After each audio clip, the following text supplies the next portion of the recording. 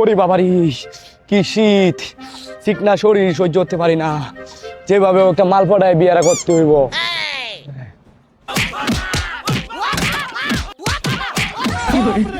উল্টালটা কথা কম যেত না। বাবা এমনিতে আমার উপরে রেগে আছে। বাবা,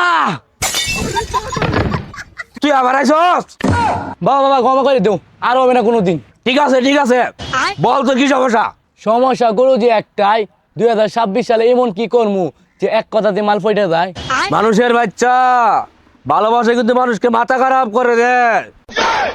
ও আচ্ছা, সমস্যা নাই বাবা, আমি মাথা খারাপের ওষুধ খেয়ে নিব। আপনাকে একটা মাল জোগাড় করে দিন। ঠিক আছে, তুই রেডি তো? হ্যাঁ, তারপর? প্রথমে তুই মেয়েটার কাছে যা। হ্যাঁ হ্যাঁ, তারপর? তারপর মেয়েটার নিঃশ্বাস অনুভব কর। এক মিনিট গুরুজি, এক মিনিট। ওই মায়ে যদি পাত মাইরে দেয়, পুরা নিঃশ্বাসটাই নষ্ট হয়ে যাইব। আরে তুই শুধু অনুভব কর, উল্টা পাল্টা ভাবিস না।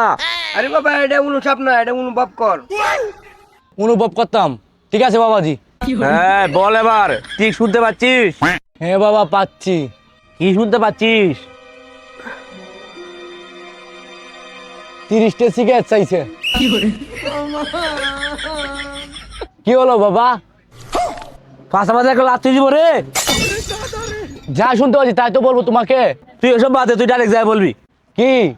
আমি তোমার ভালোবাসার রোগী। ভালোবাসা? না বাবা, আমি তো পাতলা পায়খানার রোগী। যা এখান থেকে, তুই যা। আমি জানতাম আপনি বিশ্বাস করবেন না। চলেন আগ দিয়ে যাই, দেখবেন পাতলা পায়খানা বার হয়। তুই কার আজকে?